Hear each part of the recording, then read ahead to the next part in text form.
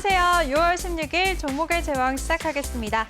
본 방송에서 제공해드리는 정보는 투자 판단에 대한 조언일 뿐 투자 결정과 결과에 대한 책임은 투자자 개개인에게 있다는 점 알려드립니다. 그리고 저희 내외경제TV는 자본시장 통합법을 준수하고 있습니다. 1:1 투자 상담이나 유사 수신 행위 등 모든 불법 사항을 엄중하게 금지하고 있다는 점까지 알려드리겠습니다. 그럼 이번 시간에 함께할 전문가 화면으로 먼저 만나보시죠.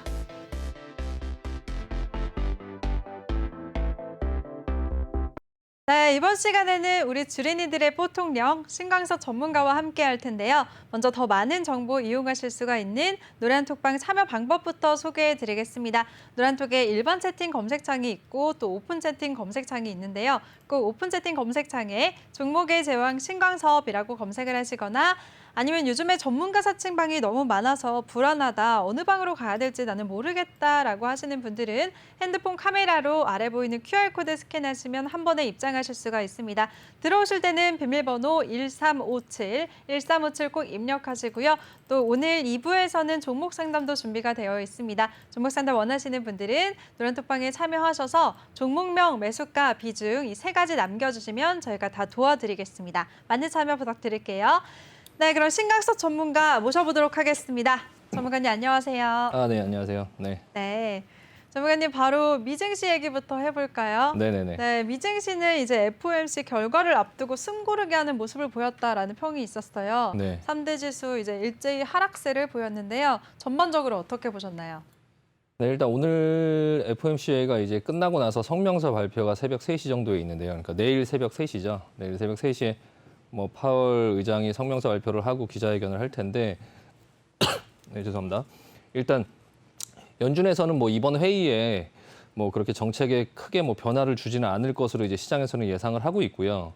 다만 이제 금리에 대한 어떤 전망치라든지 아니면 그런 어떤 경제 성장률이나 아니면 물가나 그런 부분에 대한 어떤 전망치를 발표하는 그런 어떤 부분에서 시장이 조금 흔들릴 수 있다는 점을 시장에서 좀 우려하고 있고요. 일단 그런 큰 이벤트가 있으니까 시장이 지금 움직이질 못하고 지금 계속 자리를 좀 경계감을 갖고 지금 뭐 크게 그렇게 막 변동성이 많이 나오지는 않고 있는데요. 일단 그 파월 의장이 기자회견을 할 때 굉장히 중요할 것 같아요. 그러니까 파월 의장이 성명서를 발표할 때 어떤 뭐 짐 크레이머도 얘기를 했는데 기자회견에서 어떤 실수를 하면 주가 급락할 수 있다 이제 그렇게 표현을 하긴 했지만 기자들과 이제 질문과 답변을 할 때 뭐 실수라기보다는 파월 의장이 어떤 의도를 갖고 얘기를 하느냐 이제 그런 어떤 큰 사람이 기자회견에서 말실수를 해갖고 뭐 시장 급락시키고 그러지는 않을 것 같고요. 일단은 전부 다 어떤 의도된 발언을 할 텐데요.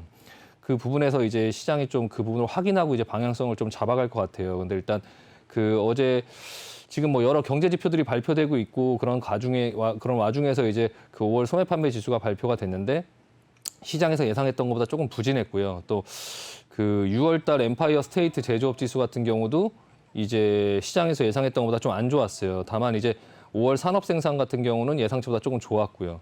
근데 그 5월 달에 생산자 물가 지수가 전월 대비 0.8% 정도 올랐고 전년 대비 Y 대 Y로는 6.6% 정도 올랐거든요. 그때 소비자 물가 지수 같은 경우도 5% 이상 올랐었고 이 생산자 물가 지수가 지금 6.6%가 올랐어요. 6.6%. 전년 대비. 근데 전월 대비도 지금 계속 오르고 있다는 거죠. 근데 이게 물가는 계속 높아지고 있는데 경제 지표들은 예상보다 그만큼 이제 높지 않아요. 물가는 예상을 계속 엄청 상회하고 있고, 근데 경제 지표들은 예상보다 안 좋은 것들도 있고, 뭐 좋은 것들도 있고 그런 상황이죠. 그러면 이 물가가 결국에는 이제 그 좀 경기를 좀 계속 이렇게 간다면 물가가 결국에는 경기를 조금 누를 수 있는 어떤 그런 우려가 분명히 있거든요. 그리고 지금 전문가들은 계속 연준이 완화적인 정책을 계속 유지할 것이다라고 좀 확신을 하고 있는데 좀 곰곰이 생각해 볼 필요가 있어요. 그러니까 연준이 존재하는 이유는 시장에서 물가를 안정시키고 달러의 가치를 계속적으로 수호하는 데 있거든요. 그러니까 연준이 주식 시장을 위해서 존재하는 게 아니에요. 그러니까 주식 시장을 관리하려고 연준이 있는 게 아니라 연준은 그 통화, 달러를 관리하고 전체적으로 이제 그 물가를 이제 관리하면서 그 달러의 가치가 하락하지 않게 만드는 거죠. 연준이 돈을 찍죠. 연준은 이제 그 일반 사기업이죠, 사기업. 예, 본인들이 찍는 그 달러의 가치를 수호하는 거죠. 인플레이션을 관리하면서. 근데 연준에서 얘기할 때 2% 정도를 목표로 삼는다라고 했는데 지금 2%하고는 너무 괴리가 많이 생겼죠. 지금 뭐 6.6%, 막 5%, 막 이렇게 지금 괴리가 많이 생겼어요. 이게 물론 이제 연준에서는 일시적일 거다라고 얘기를 계속 하고 있죠. 시장은 그걸 믿고 지금 좀 안정화하고 있어요. 처음엔 놀랬죠. 처음엔 놀랬는데 연준이 일시적이라고 하니까 그리고 또 일시적이게끔 또 이렇게 만들려고 한다라는 부분이 있으니까 아직까지는 좀 안정화돼 있는 상태로 있는데 근데 지금 원유 가격이 계속 오르고 있어요. 원유 가격이 지금 72달러까지 올랐거든요. 이게 지금 원유 가격인데 원유 가격이 지금 내려갈 기미가 안 보여요. 지금 구리 가격 같은 경우는 내려가고 있어요. 보시면 구리 가격은 내려가고 있죠. 예, 구리 가격은 내려가고 있는데 원유 가격이 계속 오른다. 주택 가격도 계속 오르고 있죠. 주택 가격. 예, 주택 가격도 계속 오르는데 원유 가격이랑 주택 가격은 일시적이지 않겠죠. 일시적이지 않죠. 예, 그건 일시적인 게 아니에요. 그러면 기저효과로 인플레이션이 발표됐을 때 작년 대비 Y 대 Y로 작년엔 유가가 쌌으니까 그때 막 유가 패닉 왔었죠. 막 마이너스 30달러 가고 막 20달러대에서 왔다 갔다 하고 그때 당시에도 유가가 올라갈 거라는 건 누구나 알았죠. 그래서 유가 선물은 그때 당시에 그 당시의 가격은 유가가 굉장히 쌌지만 예, 선물은 비싸져 있었어요. 비싸져 있었고 그 이후에 이제 유가는 제자리를 찾아갈 거다. 그래서 유가가 이 정도까지 올라올 때 이게 일시적으로 이렇게 되는 건 아닐 거예요. 결론은 그런 물가 지표들 중에 일시적인 지표가 있을 거고 그리고 일시적이지 않은 지표들이 있죠. 지금 이 유가라든지 집 가격이라든지 이런 부분들은 임대료라든지 이런 건 일시적인 게 아니죠. 임금도 일시적인 게 아니죠. 한 번 올리면 내리기 힘들죠. 집 가격도 임대 가격 이런 것들도 한 번 올리면 내리기 힘들단 말이에요. 이런 부분들이 지금 혼재해 있어요. 그래서 이 지금 철광석 가격, 뭐 유가, 그리고 뭐 어떤 곡물 가격, 이런 원재료 가격 이런 것들이 지금 굉장히 많이 올라져 있는 상태에서 과연 이제 제가 만약에 연준 의장이라고 한다면 오늘 이 발표를 할 때 어떤 의도를 가지고 얘기를 할까라는 부분에서 좀 생각을 해보게 돼요. 예, 이거를 지금 어떻게 해야 될까라는 부분에 좀 생각을 하게 되는데 결론은 지금 제가 만약에 연준 의장이라면 물론 이건 제 개인적인 생각이죠. 근데 제가 만약에 연준 의장이라면 어떻게 하실 것 같으세요? 저는 여기서 자산 가격의 어떤 이 부분을 더 띄울 발언을 하지 않을 것 같아요. 그러니까 주가도 지금 보시면 차트 한번 볼게요.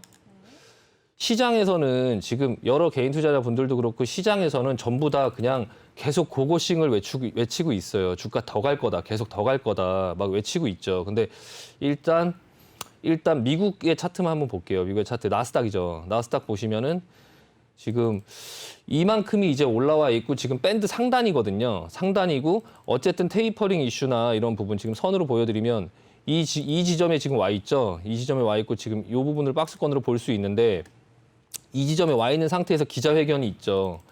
그럼 어쨌든 제가 만약에 연준 의장으로서 그냥 가정을 한다면 시장에 결과적으로 어떤 이 자산 가격이라든지 어떤 실수요가 먼저 일어나기 전에 그런 어떤 그 원재료 가격, 원자재 가격 이런 부분을 좀 낮출 필요가 있죠. 낮춰놔야 나중에 수요가 폭발하고 그 부분에 어떤 원자재들이 실제적으로 많이 쓰일 때 그런 어떤 생산자 물가나 이런 데 부담을 주지 않겠죠. 그 물가가 만약에 물가는 막 그렇게 경기 지표는 좋지 않은데 뭐 그 원자재 가격이나 그런 게 계속 급등해 있다면 나중에 실질적으로 그걸 만들고 뭐를 사고 뭐를 할 때 경제에 부담을 주겠죠. 그러니까 그 실질적인 실수요가 생기기 전에 원자재 가격이나 이런 거품을 좀 걷어내야 될 필요가 있어요. 그러면 어쨌든 그게 시장에 내가 그런 발언을 함으로 인해서 악재가 된다고 하면 그 지금 자리에서 얘기를 하는 게 낫겠죠. 그러니까 시장이 지금 많이 올라 있을 때 좀 그 부분에 대한 시장에 대한 어떤 주식에 대한 부분에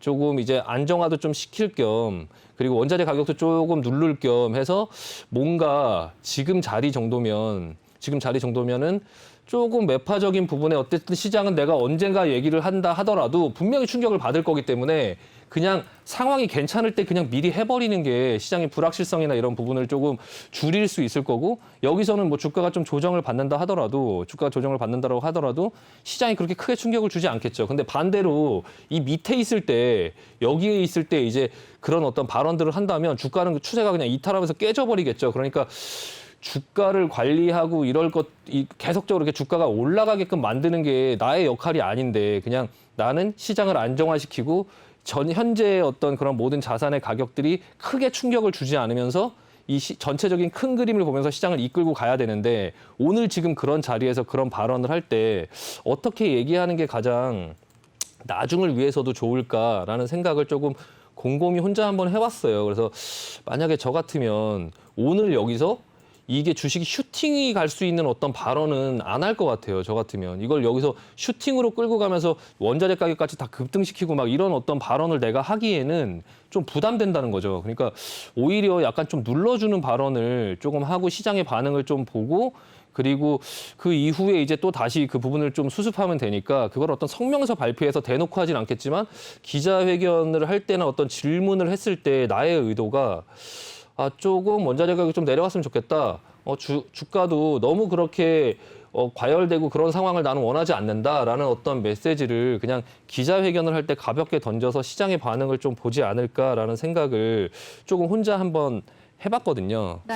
네, 일단 지금 자리도 그리고 나스닥 같은 경우도 지금 보시면은 올라오다가 어제 조금 미리 눌리는 모습이고 다우존스 같은 경우도 지금 조금 조정을 받으려고 하는 모습이죠. 조정을 받으려고 하는 모습이고 S&P 같은 경우도 지금 뭐 사상 최고가 뭐 이렇게 뭐 얘기는 나오고 있지만 그냥 5일선에 좀 붙어 있고 어제 조금 미리 조금 경계감을 갖고 좀 매도가 나오면서 좀 하락했고요. 반도체 같은 경우도 여기서 추세를 살리면서 가나 각도가 커지나 싶었는데 나스닥과 마찬가지로 좀 그냥 조정이 나오면서 좀 안정화되는 모습이 보이고 있고요. 지금 일본 증시 보면 일본 증시 같은 경우도 그냥 안정화된 모습이고 오늘 우리나라 증시는 좀 좋았어요. 근데 다만 아시아 증시가 그렇게 좋지 않았는데 우리나라 증시만 좀 세더라고요.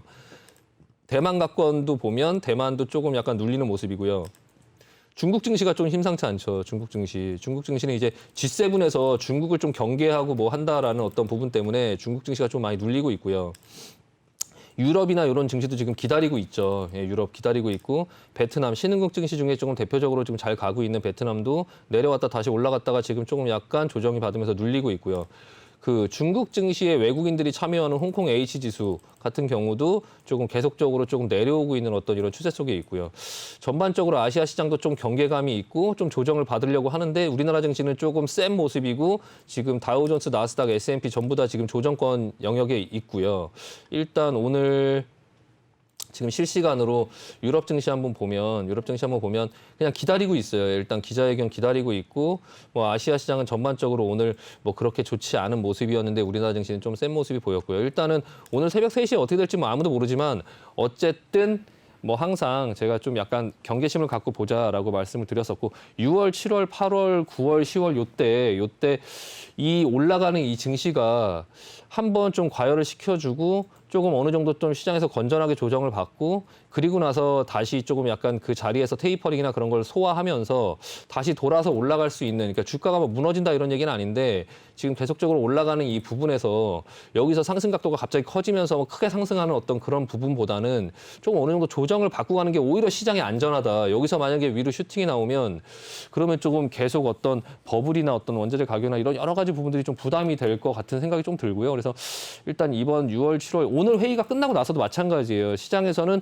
오늘 회의 때 뭐 완화적인 부분을 계속 한다라고 할 때 그걸 뭐 이제 계속적으로 한다 이런 부분보다는 시장에서 그걸 환호하기보다는 오히려 그럼 7월 달에 하나? 또 8월 달에 하나 하면서 불확실성이 계속적으로 또 생기는 그런 시장으로 갈 수 있기 때문에 오늘 뭐 어떤 완화적인 발언을 해서 만약에 뉴욕 증시가 조금 상승해서 마감을 한다 하더라도 우리나라 증시나 아시아 증시 시장은 또 그 이후의 흐름들을 조금 계속적으로 지켜볼 필요 있고요. 물론 시장을 따라가면서 어느 정도 조금 계속적으로 매수에 가담하면서 주식 비중을 조금씩 늘려가는 건 괜찮겠지만 그냥 그 부분만 확인하고 오케이 그냥 올인 매수 이렇게 할 부분은 또 아니다. 그런 부분을 좀 경계감을 좀 볼 필요가 있다라고 말씀드리고 마무리하겠습니다. 네, 좋습니다. 우리 신강서 전문가가 미증시 정리를 해주셨습니다. 현재 미증시 같은 경우에는 FOMC 결과를 앞두고 관망하는 자세를 보였는데요. 현재 전문가들은 연준이 완화적인 정책을 유지할 것이라고 확신하고 있다라는 점 말씀해 주셨고요. 또 연준의 존재 이유가 물가 안정이기 때문에 시장이 더 상승할 만한 언급을 하지 않을 것 같다라는 예측까지도 해주셨습니다. 그리고 내일 새벽에 발표되는 파월 의장의 성명서를 잘 지켜보자라고 하셨으니까요. 이전까지 참고하시길 바라겠습니다. 이렇게 시장을 깔끔하게 정리해 주시는 우리 신강섭 전문가인데요. 전문가와 함께 할 수 있는 방법 다시 알려드리겠습니다. 노란톡의 일반 채팅 검색창이 아닌 오픈 채팅 검색창에 종목의 제왕 신강섭이라고 검색하시거나 아니면 아래 QR코드 스캔하시면 바로 입장하실 수가 있습니다. 들어오실 때는 비밀번호 1357 꼭 입력하고 입장해 주시기 바랍니다. 네, 그럼 전문가는 이제 코인 쪽 한번 살펴볼까요? 코인 쪽 같은 경우에는 월요일에도 한번 시세를 짚어봤을 때 이제 비트코인 같은 경우에는 일론 머스크가 다시 테슬라 차량을 구매할 수 있게 하겠다라고 번복을 하면서 반등세가 나왔잖아요. 지금은 흐름이 어떤가요? 네, 일단 코인 시장 같은 경우는 네. 좀 잡코인을 조금 조심해야 된다라는 말씀을 먼저 드리고요. 지금 그 업비트에서 먼저 그 조심해야 될 코인들을 얘기를 했고 상폐할 코인들을 좀 얘기를 했죠. 그리고 지금 코인원에서도 이제 그런 부분에 대한 얘기가 있었고 뭐 빗썸도 이제 좀 지정을 할 거다 그런 얘기를 지금 하고 있기 때문에 좀 그냥 김치 코인이라고 하죠. 그러니까 우리나라에만 있는 어떤 코인들 그런 것들은 조금 조심할 필요가 있다라고 말씀을 드리고 그 부분이 얘기가 나오고 뭐 단번에 마이너스 80% 90% 막 이렇게 갈 수 있기 때문에 이제 그런 부분들 조금 각 거래소에 이제 상장돼 있는 것들 중에 뭐 어디만 상장돼 있고 어디만 상장돼 있고 이제 뭐 그런 부분들은 조금 조심할 필요가 있고요. 그 다날에서 한 페이코인 같은 경우는 이제 업비트에서 상장 폐지를 한다고 해갖고 좀 급락을 했었는데 다만 이제 코인원이나 빗썸 같은 데 같이 상장이 돼 있으니까 이제 그쪽에선 유지를 하겠다라고 해서 다시 급등을 하는 그런 흐름이 나오긴 했거든요. 그러니까 어느 한쪽에만 이렇게 상장돼 있고 하는 부분도 좀 조심할 필요가 있고요. 비트코인 같은 경우는 상승 탄력이 상당히 많이 죽었어요. 지금 이더리움도 마찬가지고요. 지금 그냥 당분간은 지금 자리대를 보면은 요 정도 한 4,900만 원, 뭐 한 5천만 원 정도, 저점 한 4천만 원 정도 수준과 한 5천만 원 정도 수준을 여기서 소폭으로 좀 횡보를 할 것 같은 이런 모양의 어떤 흐름을 지금 보여주고 있어요. 그래서 일단은 조금 그 가상화폐 같은 경우도 좀 나중에 이제 디지털 화폐가 나오고 뭐 가상화폐가 또 나오고 같이 통용되는 그런 과정 속에서 어떻게 만들어지는지에 대한 흐름을 조금 볼 필요가 있고요. 지금 이더리움 같은 경우도 고점이 이렇게 낮아지면서 지금 이쪽 밑으로 수렴을 하고 있거든요. 그래서 이 부분에서 저점을 이탈을 할 것인가 아니면은 좀 그런 부분에 자리를 계속 잡아갈 것인가 그 부분에 대해서 이제 계속적으로 좀 볼 필요가 있는데요. 일단 가상화폐 시장도 어쨌든 간에 유동성으로 인해서 가격이 많이 올라와 있기 때문에 좀 그런 부분에 대한 어떤 하락에 대한 하방 경직성 그러니까 여기서 더 내려갈 거라고 생각하는 게 사실 좀 합리적이고요. 그게 이제 다만 어느 정도까지 내려갈 거냐라는 것 부분들을 조금 보고 있기 때문에 이제 어떤 부분에 매매를 하기보다는 좀 다음을 위해서 좀 그냥 흐름을 지켜보고 좀 관심을 갖고 보되 뭐 섣불리 매수하거나 지금 이제 가상화폐 시장까지 증시도 어려운데 가상화폐 시장까지 좀 여기다가 매수를 하고 뭘 하고 여기서 매매에 참여하기에는 좀 이걸 전문적으로 하지 않는 이상 굉장히 스트레스 받으실 수 있어요. 지금 주식시장도 굉장히 좀 어려운 상황이니까 좀 더 어려운 가상화폐나 이런 것들은 좀 관망하면서 그냥 주식을 할 때 좀 참고 하고 나중에 기회가 있으면 좀 참여를 해보더라도 지금은 조금 그냥 지켜보자라는 말씀 드리고 싶습니다. 네. 네, 알겠습니다. 코인 쪽에 대해서도 우리 신강석 전문가의 의견을 주셨습니다. 지금 이제 업비트를 시작으로 빗썸과 코인원도 곧 대거로 코인 정리에 나설 예정이라고 하는데요. 9월 달에 시행이 되는 특정 금융거래정보법이 시행되기 때문인데 그로 인해서 이제 피해를 있기 전에 정리될 만한 코인은 빠져나오자라는 의견을 주셨고요. 가상화폐 전반적으로 이제 주식에 더 집중을 하자 약간 보수적인 의견을 주셨습니다. 관망하자라는 의견을 주셨으니까요. 이 의견까지 잘 참고하시길 바라겠습니다. 이렇게 미국 시장뿐만 아니라 코인 시장까지도 의견을 제시해 주시는 우리 신강석 전문가인데요. 전문가와 함께 할 수 있는 방법 다시 알려드리겠습니다. 노란톡의 일반 채팅 검색창이 아닌 오픈 채팅 검색창에 종목의 제왕 신강섭이라고 검색하시거나 아니면 핸드폰 카메라로 아래 보이는 QR코드 스캔하시면 바로 입장하실 수가 있습니다. 들어오실 때는 비밀번호 1357 꼭 입력하고 입장해 주세요. 네, 그럼 이제 오늘 우리 시장 마감 상황 한번 얘기를 나눠볼게요. 전문가님이 조금 전에도 이제 미증시 같은 경우에도 소폭 하락을 했고 주요 아시아 증시도 대부분 약했는데 오늘 우리 시장은 그래도 강했잖아요. 네. 전반적으로 어떻게 보셨나요? 네, 일단 코스피가 좀 굉장히 강한 모습이 나오고 있고요. 결국에 3,278포인트면은 지난번에 그 애플 이슈 나왔을 때 만들었던 3,266을 넘어섰거든요. 일단 전고점 돌파했고 거래량도 실렸어요. 차트 보시면 지금 이 부분에 박스권을 만들어 놓은 거를 지금 돌파를 하면서 거래량도 실렸죠. 일단은 신뢰도가 좀 있고 이거를 이제 외국인이 끌어올렸다라고 하는 것도 조금 약간 시장이 긍정적이에요. 그래서 시장에서 코스피를 오늘 외국인이 좀 매수를 하고 선물까지 좀 매수를 하면서 일단 전고점을 돌파하는 흐름이 나왔는데 일단은 전고점이 요즘에 돌파가 되고 나서 또 뭐 계속적으로 추세가 이어지기보다는 또 뭐 언제든지 조정은 나올 수 있으니까 일단 전반적인 흐름은 어느 정도 좀 따라가 줄 필요는 있다라는 생각이 들고요. 그래서 주식을 아예 안 가지고 있는 것보다는 어느 정도 주식을 또 가지고선 또 어느 정도 현금을 갖고 좀 시장을 볼 필요가 있고요. 이렇게 주식이 조금씩 올라가고 이런 부분에서 뭐 하락한다, 상승한다 이런 부분의 생각에 너무 이제 빠져 있는 것보다는 그냥 시장 좀 중립적으로 보면서 현금과 그 어떤 주식의 포지션을 가지고 시장이 좀 올라가면 어느 정도 좀 따라가지고 다만 이제 이 코스피가 올라갈 때 본인이 갖고 있는 종목이 안 오른다는 게 좀 문제죠. 본인이 갖고 있는 종목이 좀 안 오른다는 게 조금 문제고요. 일단 지수만 올라가는 이런 부분들의 흐름이 나오니까 그렇다고 여기서 지수가 하락하지도 않는 상태에서 여기서 또 뭐 코스피 200에 대한 어떤 지수, 뭐 ETF 이런 걸 하기에도 참 좀 부담스러운 자리고요. 일단 좀 상황을 조금 지켜볼 필요가 있고요. 일단 환율 같은 경우도 오늘 좀 상승해서 시작하긴 했는데 음봉으로 눌렸어요. 환율도 지금 좀 잘 유심히 볼 필요가 있다라고 지난번에도 말씀드렸고요. 박스권을 요 안에서 지금 움직이고 있고 이게 원화가 약세로 갈 것이냐 강세로 갈 것이냐라는 부분을 조금 볼 필요가 있다. 그래서 원화가 약세로 가면 시장이 좀 부정적이고 원화 강세로 가면 좀 시장에 좀 긍정적인 효과가 있을 거다. 왜냐하면 외국인들이 이제 원화가 강세로 갈 때 원으로 바꿔서 주식을 사놓으면 원화가 강세로 가면 더 많은 수익이 나니까 다시 나중에 원화로 바꿔서 달러로 바꿨을 때 수익이 더 크겠죠. 근데 이제 그 원화가 약세로 가면은 이제 사도 이제 계속적으로 또 손실이 날 수 있는 그런 부분 때문에 이제 원화가 강세로 가야 주식 시장에는 그래도 그게 또 이게 너무 강세로 가면 뭐 수출 기업이나 이런 부분들 또 안 좋기 때문에 그 환율이라는 게 또 귀에 걸면 귀걸이고 코에 걸면 코걸이 이제 상황에 따라 좀 달라지는 건데 지금 현재 원화 시장에서 원하는 거는 그냥 안정화죠, 안정화. 이 안에서 움직이는 건데 이제 어떤 추세가 크게 뚫렸을 때 시장에서 그걸 어떻게 인식하는지 좀 볼 필요가 있고요. 네, 일단은 지금 코스닥 같은 경우도 지금 어느 정도 그 박스권 힘들게 조금 계속적으로 갇혀있던 박스권을 올라탄 다음에 그 위에서 움직이고 있어요. 그래서 코스닥 같은 경우도 오늘 많이 오르지는 않았고 뭐 시장에서 거래량도 그렇게 많지 않지만 코스피도 많지 않지만 어쨌든 지금 흐름은 나쁘지 않아요. 그리고 상대적으로 그리고 아시아 다른 나라들에 비해서 우리나라 증시가 좀 강하다. 예전에 밑에서 올라올 때도 코로나 어떤 과정 속에서 올라올 때도 코스닥이 거의 세계 1위 상승률로 올라왔죠. 세계 1위 상승률로 올라왔고 지금 코스피 같은 경우가 이제 지금 올라오는 지금 이 반등이 다른 나라들이 크게 움직이지 못하는 상태에서 뭐 맨날 보합해서 왔다 갔다 하는데 우리나라 증시만 지금 흐름이 괜찮고 오늘 같은 상황에서도 연준의 회의를 앞두고도 0.6% 정도 올랐으니까 일단은 조금 과감하게 오르고 있죠. 그래서 우리나라 시장이 지금 흐름이 괜찮다. 일단은 시장이 이런 괜찮은 흐름들을 어느 정도 좀 타고 갈 필요 있다라는 말씀 드리고요. 시장에 좀 주식이나 이런 부분에 오늘은 어떤 불확실성이 좀 없어지면 하루 이틀 이렇게 지날 때 서서히 이제 조금 본인들이 눈여겨보고 종목들을 그때 이제 지금 안 움직이는 이런 종목들, 그 오르고 조정받는 종목들을 약간 눈여겨보고 있다가 불확실성이 없어지고 시장이 조금 괜찮은 어떤 부분의 어떤 액션들이 나오면 일단 우리나라 증시는 고점이다 무서워하지 말고 어느 정도 조금 따라갈 필요 있다라고 말씀드리고 마무리하겠습니다. 네, 알겠습니다. 우리 신강수 전문가가 이번에는 우리 시장을 정리해 주셨습니다. 코스피 같은 경우에는 전고점을 돌파해 줬고요. 또 코스닥도 현재 박스권 상단에서 움직였다라고 말씀을 해 주셨습니다. 그리고 FOMC라는 큰 이벤트 결과를 앞두고 아시아 주변국보다 오늘 우리 시장이 전반적인 흐름이 나쁘지 않았다라고 시장 정리해 주셨습니다.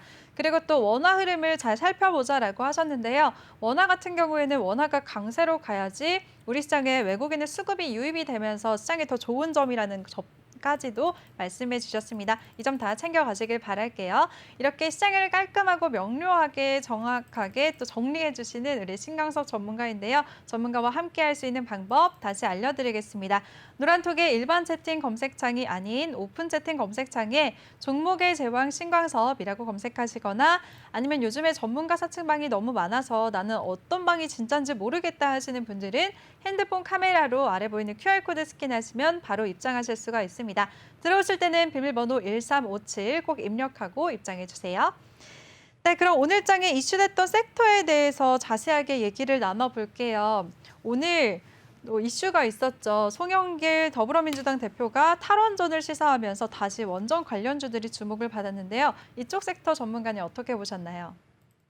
네, 그 더불어민주당 이제 송영길 대표가 그 지금 말씀하신 그런 얘기를 했고 또 하나는 이제 또 북한에도 스마트 원전으로 좀 에너지 부분을 조금 지원을 뭐 해주는 게 좋지 않겠냐 뭐 이런 어떤 어조로 얘기를 했고요. 일단 그런 어떤 부분에서 원자력 관련주들이 그 전에 이제 한미 그 정상회의 이후에 크게 시세를 냈다가 좀 조정을 크게 받으면서 좀 크게 눌렸죠. 눌리고 나서 지금 대반등 자리에서 이게 지금 뭐 송영길 대표가 어떤 그런 얘기를 한다라고 해서 뭐 주가 급등한 건 아니에요, 사실. 이런 얘기는 계속 있었어요. 그 전부터 이제 친재생 에너지만으로는 탄소 중립을 이루는데 좀 한계가 있다. 그래서 상당 기간은 이제 수소나 어떤 재생 에너지뿐만 아니라 이 원자력을 좀 병행해야 될 것 같다라는 얘기는 뭐 처음 듣는 게 아니죠. 계속 있었던 얘기죠. 다만 이 원자력 관련주들이 내려오다가 대반등 자리에서 이제 반등을 하려고 뭐 빌미만 있으면 반등을 할 만한 자리였죠. 두산중공업 같은 경우도 조정이 나오면 보통 11선 근처나 이렇게 뚫리고 나서 자리 준비를 했죠. 이게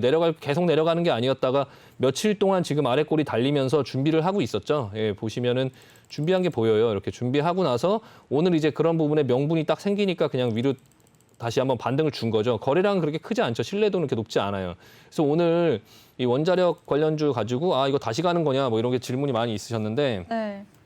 결론은 아니다. 그냥 대반등이다. 대반등인데 상승은 좀 하루 이틀 더 이어질 수는 있겠죠. 다만 이제 이 전고점, 악고점을 넘어가긴 좀 힘들겠죠. 하지만 종목별로 좀 다르죠. 예, 그 전에 이제 올라오지 못했던 그런 부분들 수익률 게임 하는 종목들이 있죠. 대표적으로 이제 한전산업이고요. 한전산업은 사실 원자력이 움직일 때 그 전에 먼저 같이 움직이지 않았어요. 이전에 다른 종목들 막 움직일 때도 안 움직이고 눌려 있다가 뭔가 있는데 하는 모습이 보였거든요. 그래서 이게 차트를 보면 이거 그냥 뭔가 만들어 놓고 있구나. 이게 뭔지는 모르겠다. 다만 지금 한전산업이 한국자유총연맹이 대주주로 있죠. 근데 예전에 이거를 민간화를 한번 하면서 한국자유총연맹에다가 이제 지분을 팔았는데 그걸 다시 갖고 온다는 얘기가 이제 시장에 좀 돌고 있어요. 그래서 이게 한전자회사로 다시 편입하느냐 이런 얘기들이 있는 상태에서 원자력 어떤 이슈가 터지고 그래서 조정이 나왔는데 다시 반등 자리에 있다가 어떤 그런 기대감이 같이 상존해 있으니까 이거는 이제 정고점 넘어가면 상한가를 갔는데 이거는 상승력이 좀 더 있겠죠. 거래량도 많이 터졌고 상승력이 좀 있어 보이고요. 다만 이제 이거는 게임이죠. 예, 게임. 뭐 투자하는 어떤 그런 개념에서 살 종목은 아니고 좀 기술이 있어야 되고요. 그다음에 이제 서전기전도 약간 후반에 좀 주목을 받은 주식이고 그리고 나서 이제 앞고점 넘기는 어떤 대반등 자리에서 상승이 크게 나왔죠. 크게 나오면서 대반등 자리에서 앞고점을 넘어가면서 물량 소화를 좀 하면서 물량을 막긴 했는데 기관들이 조금 이제 매수가 들어왔거든요. 기관들이 좀 매수가 들어왔고 서정기전 투신 쪽에서 들어왔네요. 투신 쪽에서 좀 들어왔는데 투신은 그래도 단타 치려고 들어오는 어떤 그런 부분은 아니라서 이 금융투자나 뭐 기타 법인 같은 경우는 좀 단타를 치기도 하죠. 근데 투신 같은 경우는 그래도 조금 그런 부분의 요소는 그렇게 많지가 않거든요. 이 투신이 자산운용사기 때문에 자산운용사에서 오늘 샀다 내일 팔고 뭐 이런 건 아니라서 일단 물량 소화를 어느 정도 하고 그 다음에 상승 여력이 좀 더 남아 있긴 하지만 이것 또한 한전산업처럼 조금 위험할 수 있다라는 말씀을 드리고 보성파워텍도 좀 흐름이 괜찮았죠. 보성파워텍은 사실 이게 스마트 원전 이런 거하고는 좀 거리가 있어요. 거리가 있고 약간 철골 구조 이런 걸 만드는 회사라서 일단은 보성파워텍도 좀 흐름이 조금 세서 상호 흐름이 이어질지 안 이어질지는 좀 봐야 되겠지만 이것도 투신이 잡았네요. 투신이 들어왔고 그리고 일단 조금 앞으로도 상승률 거래량이나 이런 부분의 신뢰도를 보면 이미 바닥에서 좀 많이 올라와서 좀 부담이 있긴 하지만 어쨌든 보성파워텍도 이제 약간 볼 필요는 있어요. 근데 다만 이제 실질적으로 스마트 원전이나 이런 부분을 할 수 있는 우진의 흐름도 조금 괜찮았고요. 이것도 이제 보성파워텍과 흐름 비슷하죠. 그리고 일진파워 같은 경우도 좀 입꼬리를 맞고 이것도 이제 스마트 원전의 부분에 좀 약간 기대감이 있죠. 그래서 그런 부분들이 이 원전 관련주들도 사실 결국에 나중에는 그 스마트 원전이나 이런 에너지 어떤 부분 때문에 좀 조정을 어느 정도 받으면 또 나중에 언제든지 또 부각을 받을 수 있는 재료긴 해요. 다만 이제 한정 기술이라든지 한정 KPS 이런 것들은 좀 쉬어가야 되겠죠. 이렇게 그 거래량도 이렇게 줄고 있고 지금 이렇게 조정을 받고 있죠. 이렇게 조정을 받고 있는데 거래량도 마찬가지로 이렇게 줄고 있기 때문에 여기서 다시 또 정고점을 넘어가고 뭐 한다고 바로 이제 그걸 보기보다는 좀 약간 시장의 경계감을 갖고 볼 필요가 있죠. 한정 KPS도 마찬가지고요. 우리기술 뭐 그리고 BHI 이런 것들은 아까 그 다른 어떤 그거랑 좀 비슷한 맥락이죠. 그러니까 한전산업, 서정기전, 보성파워텍, 우진 일진파워, 우리기술 그리고 BHI 이런 거는 약간 비슷한 맥락으로 비슷하게 차트가 만들어지긴 했는데 고점을 넘어갈 수 있는 어떤 부분에서는 한전산업이나 서정기전 위주로 좀 봐야 될 것 같고요. 나머지 부분들은 반등을 주다가 앞고점을 못 넘어가고 다시 밀렸다가 이제 좀 횡보하는 흐름을 만들 수 있는 그런 모습이니까 그런 부분 좀 참고해서 보시면 될 것 같습니다. 근데요, 전문가님 네네. 질문이 하나 있어요. 이제 네. 그동안 요즘에 이슈를 끌었던 두술러라고 하죠. 네. 두산중공업은 앞으로 시세가 더 안 나올까요? 두산중공업 지난번에 네.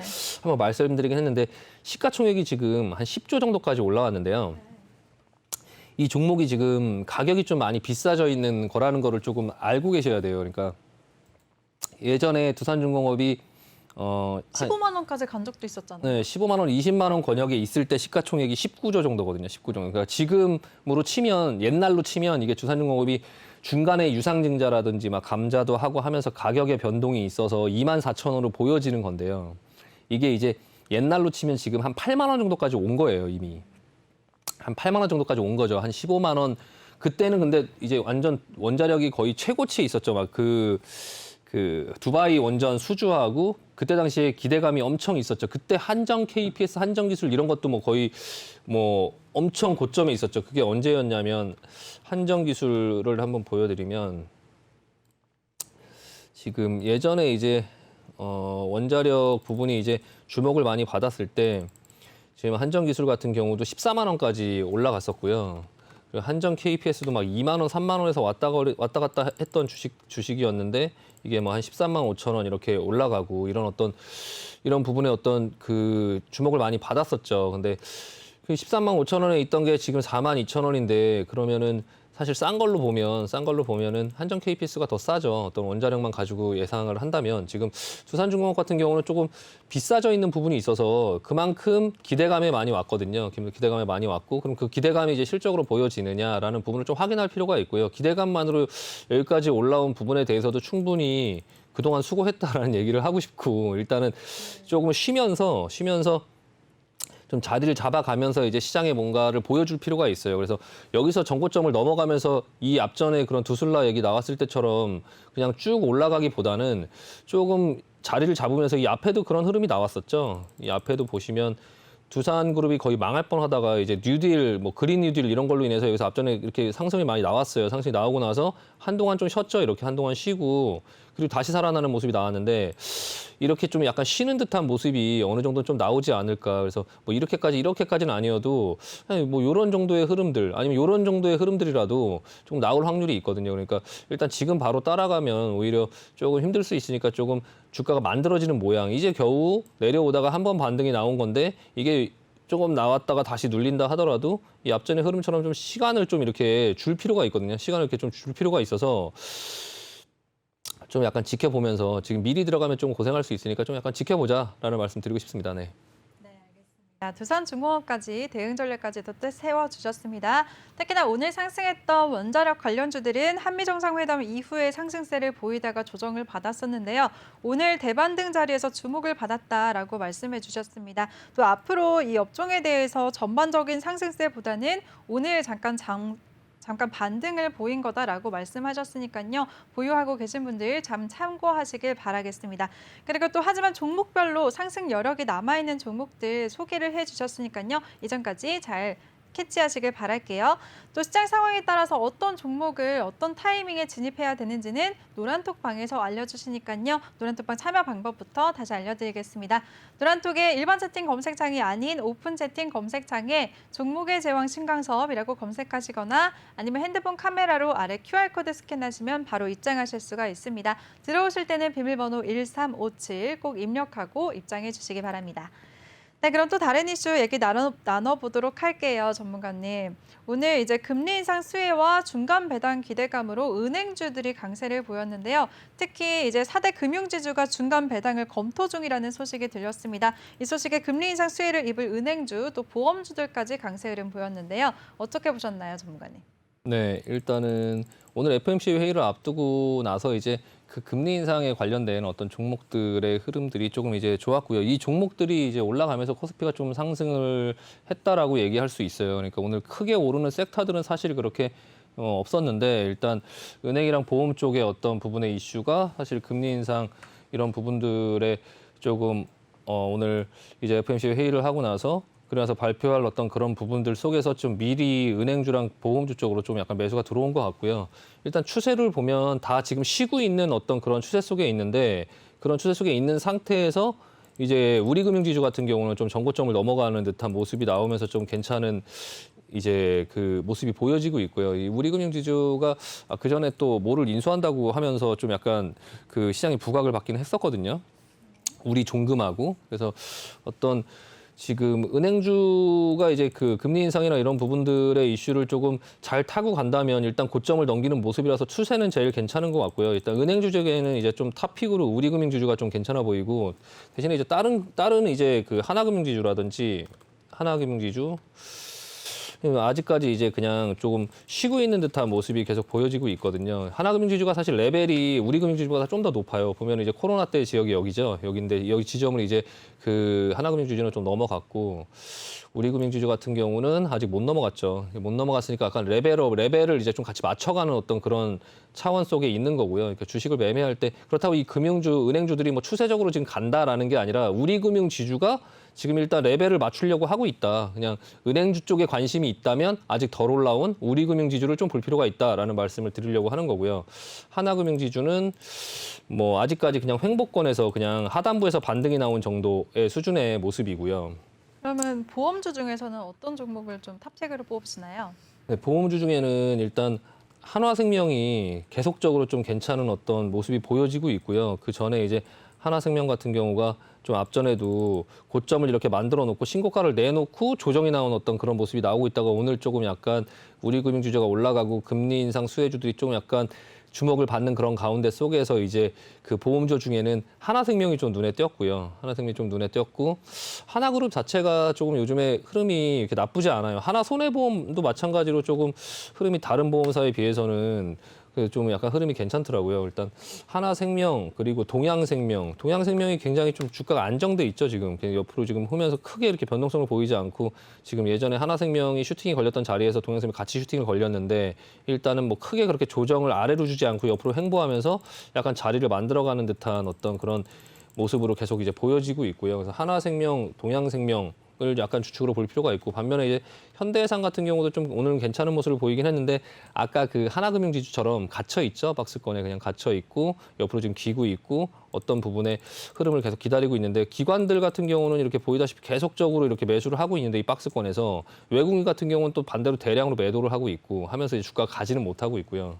삼성화재가 대표적으로 이제 그 보험사 종목으로 볼 수 있는데요. 일단 삼성화재 같은 경우도 사실 지금 뭐 별다른 추세를 만들지 못하고 그냥 옆으로 계속 기고 있는 그런 상황 속에서 은행주와 금융주들이 전반적으로 지금 좀 옆으로 이렇게 자리를 좀 만들어가고 있는 상황 속에서 각 개별적인 종목들 그냥 우리금융지주가 좀 부각을 좀 받으면서 좀 그 레벨을 맞추려고 하고 있고 하나생명이나 뭐 동양생명 정도가 좀 약간 그런 금리 인상 수혜로 인해서 얘기가 나올 때마다 좀 들썩이고 있다. 만약에 은행주나 보험주에 관심이 있다면 뭐 금리 인상 수혜주나 이런 부분에 좀 끌린다면 이제 그 종목들 위주로 좀 지켜볼 필요가 있다라고 말씀드리고 마무리하겠습니다. 네, 알겠습니다. 우리 신강석 전문가가 FOMC 회의를 앞두고 금리 인상 수혜 기대로 은행주와 보험주의 매수세가 몰렸다라고 정리를 해주셨고요. 또 유망한 종목까지도 말씀해 주셨습니다. 은행주들 중에서는 지금 또 상대적으로 많이 안 올랐던 우리 금융주주를 보자라고 하셨고요. 보험주들 안에서는 하나생명과 동양생명 눈여겨보자라고 하셨습니다. 하지만 시장 상황에 따라서 이 종목들 어떤 타이밍에 진입을 해야 되는지는 노란톡방에서 설명을 해주실 테니까요. 노란톡방 참여 방법 다시 알려드릴게요. 노란톡의 일반 채팅 검색창이 아닌 오픈 채팅 검색창에 종목의 제왕 신강섭이라고 검색하시거나 아니면 핸드폰 카메라로 아래 보이는 QR코드 스캔하시면 링크가 뜨는데요. 그 링크 클릭하시면 바로 들어오실 수가 있습니다. 입장하실 때는 비밀번호 1357 꼭 입력하고 입장해 주시기 바랍니다. 네. 네.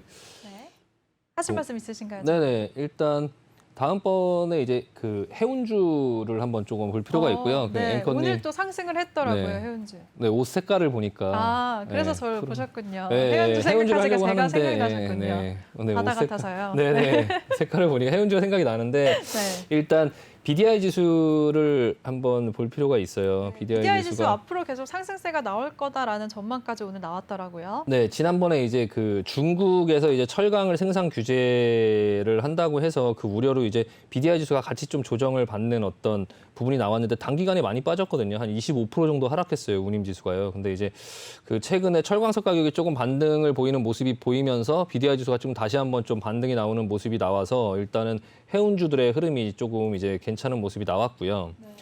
그 중에서도 오늘 페노션이 완전 급등세를 보였잖아요, 전문가님. 네, 페노션이 이제 네. 조금 HMM에 비해서 좀 부담스럽지가 않은 자리죠. 그리고 그 HMM 같은 경우는 상하이 이제 컨테이너 지수로 조금 많이 올라왔는데 사실 이 BDI 지수로 이제 올라올 수 있는 주식은 이제 페노션이라든지 벌크선 관련된 업체들이죠. 뭐 조그만 상선 업체라든지 대한해운이라든지 일단 페노션이라든지 이런 업체인데 BDI 지수가 계속 오를 때 페노션이 생각보다 그렇게 별로 반응이 없었어요. 그래서 너무 이제 HMM에 돈이 다 몰리다 보니까 페노션 쪽으로는 사실 이렇게 돈이 많이 흘러들어가지 않으면서 이게 올라야 되는데 왜 안 오르나라는 생각을 할 정도로 사실 페노션이 BDI 지수에 비해서 좀 많이 안 올랐었는데 오늘은 이제 HMM보다 좀 더 많이 좀 올라주는 이런 흐름이 나왔고요. 일단 이 페노션이 오르고 나서 조금 이제 대한해운은 지금 유상증자를 하는 그런 어떤 이슈 때문에 좀 약간 갇혀 있는 듯한 모습이 이제 보여지고 있고 일단 유상증자 뭐 어떤 그런 부분의 이슈 때문에 지난번에 급락을 했었죠. 그러면서 자리를 지금 다시 잡아가고 있는데 HMM 같은 경우 뭐 대표적인 뭐 해운주 하면 HMM이 요즘에 부각을 많이 받으니까 HMM 좀 너무 많이 올랐죠. 단기간에 너무 많이 올라서 사실 여기서 더 오르기에는 좀 부담스러워서 이거는 사갖고 뭐 이제 더 이상 수익을 낸다라고 접근하기에는 사실 좀 어려워요. 그래서 이거 HMM 같은 경우는 신규 매수는 좀 아니다 이거는. 이건 더 오른다 하더라도 내 거 아니다. 여기서 뭐 붙어갖고 더 크게 뭐 수익을 낼 만한 그런 이건 시간이 좀 오래 걸릴 것 같아요. 옆으로 좀 나중엔 간다 하더라도 좀 옆으로 한참 동안 길 것 같은 모습이고요. 이 자리에서는 올라간다 하더라도 이거는 좀 투자를 해갖고 여기서 수익을 내기에는 이미 너무 반영이 많이 됐고요. 오버행 이슈도 있고 그리고 이제 이 부분을 이 회사를 어느 회사가 인수를 한다라는 어떤 인수 이슈 때문에 조금 급등락을 할 수는 있긴 하겠지만 이미 어느 정도 그 기대감이 반영돼 있는 상태이기 때문에 좀 흘러내린 상태에서 다시 반응이 나오고 다시 죽는 뭐 그런 흐름도 나올 수 있으니까 너무 섣불리 그 인수나 어떤 그런 부분들 때문에 좀 미리 들어가지는 않는 게 나을 것 같고요. 일단 오늘 조금 약간 글로비스도 이제 어떤 그런 해운 사업을 하죠. 물론 자동차 위주로 하지만 이 글로비스가 장기간에 이 횡보세 이 박스권을 돌파하지를 못하다가 오늘 조금 거래량이 실리면서 기관 외국인 양쪽 수급이 그냥 쌍끌이로 다 들어오면서 지금 그 급등을 했죠. 지금 외국인과 기관이 지금 양쪽에서 지금 투신, 뭐 연기금, 뭐 오늘 뭔 일 있었나요? 현대글로비스? 근데 이게 지금 뭐 컨테이너 시황 호조 뭐 이런 걸로 인해서 상승했다 뭐 시장에서는 그렇게 얘기는 하지만 그게 아니겠죠. 이거 제가 그전부터 계속 얘기했던 지배구조 그리고 그 이 자회사 그 현대 엔지니어링인가 그게 이제 상장을 하죠. 그러니까 어쨌든 글로비스는 가려고 계속 준비를 하고 있고 당장 움직일 만한 모멘텀이 없으니까 계속 횡보했던 거죠. 횡보했는데 이제 급해진 거죠. 이제 뭐 그런 부분들이 거의 가시권이 안에 오고 있어요. 어쨌든 12월 달까지 어쨌든 그 지배구조 개편을 해야 되죠. 지금 벌써 6월이에요. 일단 반이 지나갔죠. 반이 지나갔고 나머지 이제 이 6개월 동안에 그 부분도 정리를 해야 되고 현대 엔지니어링 그 전에 상장을 해야 되겠죠. 그러니까 어떤 그런 부분에 대한 그 이슈 때문에 매수가 매수를 부른 거죠. 매수가 매수를 부른 거예요. 어느 쪽에서 지금 이거는 누구도 다 알고 있죠. 결론은 다 알고 있어요. 주식이 올라간다라는 걸. 결국엔 알고 있지만 지금 당장 수익률 게임으로 다른 종목들의 돈이 뭐 묶여 있고 개인으로 얘기하면 이걸 먼저 사기보다는 다른 종목을 매매하자라고 했는데 보고 있던 종목이 올라가고 그러니까 어느 쪽에서 이제 매수가 매수를 부른 거죠. 그냥 지금 담아야 된다 지금 이 자리에서. 그래서 오늘 일단 기준 양봉을 세웠고요. 이거는 조금 더 계속적으로 지켜볼 필요가 있어요. 지켜볼 필요가 있고 계속적으로 좀 상승할 가능성이 많다. 상승할 가능성이 많다라고 네. 좀 생각을 하고 해운주, 뭐 BDI 지수 이런 부분에 뭘 갖다 붙이든지 어쨌든 간에 글로비스는 좀 상승 여력이 있다. 그래서 조금 지켜볼 필요가 있어요. 예전에 이거를 이제 그 추천 종목으로 좀 올려놓고 했었는데 계속적으로 움직이지 않고 있으니까 또 다른 종목들도 말씀드리고 해야 돼서 일단은 그냥 매수가 근처에서 내렸는데요. 일단은 지금 저희 노란 톡방에서 이거 가지고 계신 분들도 많이 있으실 텐데 일단은 보유하고 좀 지켜보자. 이제 지금 박스권 뚫고 신호가 나왔으니까 예전에 현대차 올라가는 모습도 한번 보면은 이런 지루한 어떤 그런 어떤 모습 속에서 이제 자리에 있다가 올라갈 때 또 이제 그 단기간에 이렇게 지금 쫙 끌어올리는 이런 모습들도 나오고 하니까요. 일단은 조금 가지고 여태까지 기다리셨으면 조금 기다려볼 필요가 있다. 그리고 두산이라든지 이런 것도 올라갈 때 보면 장기간에 이렇게 지루하게 만들어 놓고 이렇게 올라갈 때는 또 그냥 이렇게 빠르게 올리는 또 이런 어떤 레벨업을 이렇게 빨리 이렇게 해버리는 이런 것들이 조금 있거든요. 그러니까 현대글로비스 같은 경우도 조금 볼 필요가 있고요. 최근에 클래시스라는 종목 예전에 제가 네. 추천을 했다가 이것도 이제 그 계속적으로 횡보하는 구간에서 이제 계속 이거를 다른 종목들로 소개를 해드릴 수가 없어갖고 일단은 정리를 했는데 실제로는 이걸 좀 들고 있어요. 아직까지도 들고 있는데 이 올라올 때 최근에 올라올 때 이렇게 올려서 레벨업을 하잖아요. 네. 이렇게 레벨업을 이렇게 하는데 이게 그 현대 글로비스 같은 경우도 한번 올랐을 때 기준 양봉 세워놓고 이렇게 조금씩 쉬면서 이렇게 알게 모르게 계속적으로 이렇게 끌어올릴 수 있는 이런 흐름이 나올 수 있으니까 글로비스 좀 일단 들고 조금 보유해보자. 그리고 또 하나는 특이한 종목으로는 KCTC라는 종목이 있어요. KCTC라는 종목이 이게 원래 쿠팡 관련주죠. 이게 지금 쿠팡 관련주로 움직이는 건지 물류 관련주로 움직이는 건지 사실 조금 헷갈리는데 똑같은 물류 관련주가 있죠. 근데 똑같이 이게 그 물류 관련주라는 것 자체가 쿠팡 관련주에 묶여 있다 보니까 이제 지금 물류 관련주의 흐름이 좋을 때 이게 움직이면 이게 쿠팡 관련주로 움직이는지 물류 관련주로 움직이는지 알 수가 없고 앞전에 손을 타놓은 게 있는데 아직까지 조금 무너지지 않은 모습으로 계속 자리를 지키고 있는 상태에서 조금 관심을 가져볼 만한 어떤 자리에 있어요. 근데 신규로 매수하기에는 조금 부담스럽고요. 기존에 이제 가지고 계신 분들이 평상시에 거래량이 별로 없잖아요. 2, 30만 정도 수준인데 지금 얼마 전에 3,700만 주의 거래량이 터지면서 그 이후에 600만 주, 400만 주, 800만 주로 계속적으로 좀 붙잡아 놓고 있거든요. 그래서 기존에 가지고 계신 분들 조금 이번 구간에서 조금 기다려보고 참아보면 한번 빠져나올 수 있는 기회가 있을 것 같아요. 한번 보시면 될 것 같고요. 동방이라는 종목도 같이 물류 관련주죠. 이것도 오늘 같이 올라왔는데 이것도 항상 대선 때 이 물류 관련주들이 항만의 어떤 부분, 뭐 열차 페리, 뭐 항만, 뭐 그 러시아의 예전 그 열차 페리, 열차를 배에다 실어갖고 그냥 그대로 가서 열차를 내리면 거기서 이제 그 뭐 대륙을 운행하는 뭐 이런 어떤 공약들도 나오면서 약간 관심을 좀 받았었는데요.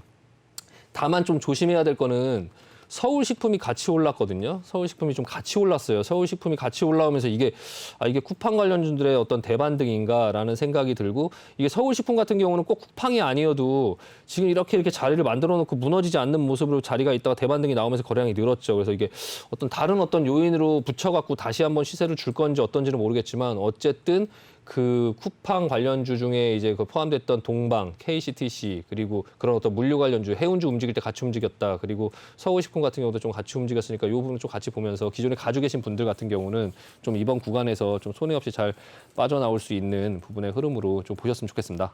네, 알겠습니다. 우리 신강석 전문가가 오늘 BDI 지수가 계속해서 상승할 것이라는 전망이 나오면서 해운주들 중에서도 특히나 페노션이 급등을 했다는 점 말씀해 주셨고요. 또 현대글로비스 같은 경우에도 운임 상승 수혜주로 부각되면서 상승했던 점 말씀해 주셨습니다. 또 다른 물류 관련주들까지도 대응 전략, 가격 전략 세워주셨으니까요. 이 점 잘 참고하시길 바라겠습니다. 우리 신강석 전문가와 함께 할 수 있는 법 다시 알려드릴게요. 노란톡에 일반 채팅 검색창이 있고 오픈 채팅 검색창이 있는데요. 그 오픈 채팅 검색창에 종목의 제왕 신광섭이라고 검색하시거나 아니면 핸드폰 카메라로 아래 보이는 QR코드 스캔하시면 바로 입장하실 수가 있습니다. 들어오실 때는 비밀번호 1357 꼭 입력하시고요. 잠시 후 2부에서는 종목 상담이 기다리고 있습니다. 종목 상담 원하시는 분들은 종목명, 매수가, 비중 이 세 가지 남겨주시면 저희가 바로바로 도와드리겠습니다. 네, 전문가님 오늘도 고생 많으셨어요. 네, 수고하셨습니다. 네. 네. 네, 그리고 본 방송에서 제공해드린 정보는 투자 판단에 대한 조언일 뿐 투자 결정과 결과에 대한 책임은 투자자 개개인에게 있다는 점 알려드립니다. 또 저희 내외경제TV는 자본시장 통합법을 준수하고 있습니다. 1:1 투자 상담이나 유사 수신 행위 등 모든 불법 사항을 엄중하게 금지하고 있다는 점까지 알려드리겠습니다.